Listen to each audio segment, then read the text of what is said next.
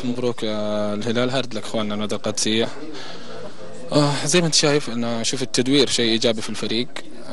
مستحيل يعني إنه تشكيلة واحدة تلعب كل البطولات، بالعكس فالتدوير شيء إيجابي، إعطاء بعض اللاعبين فرصة وإعطاء راحة لبعض اللاعبين.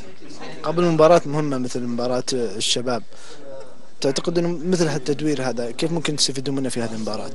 بالعكس يعني احنا مو اول مره يعني يصير التدوير هذا وشيء، من العام احنا بندور يدور في الفريق. ف من بكره ان شاء الله نستعد، سواء كان اللي كان من كان بيلعب في هذه الخانه او الخانه الثانيه او التشكيله الاساسيه باللغه العاميه. فاتوقع انه راح يستوعب هذه التشكيله اللي راح نلعبها ان شاء الله مباراه الشباب، وان شاء الله باذن الله راح نتاهل للنهائي باذن الله.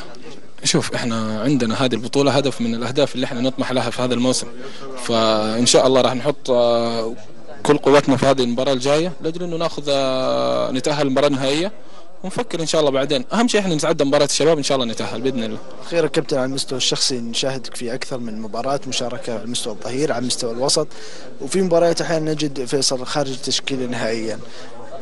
وجودك خارج التشكيل، هل هذا لعدم جاهزيتك كابتن او بالنسبه لتكتيك معين يشرح لك المدرب قبل اي مباراه؟ لا بالعكس، انا الموسم هذا ما طلعت برا 18 الا مباراه الفيصلي، فمدرب كان يعني حاب انه انا اريح على كلامه، لان كنت لاعب مباراتين ورا بعض، فقال لي اشوف انه انت تريح هذه المباراه واعطى غيرك فرصه. فبالعكس يعني استقبلت الموضوع بكل سهوله وتعدينا هذه المباراه وما صار شيء، عادي الحمد لله. انت يا تسجل يا تسبب بلنتي يا تصنع هدف، يعني انت ظهير ولا وسط ولا مهاجم؟ الحمد لله.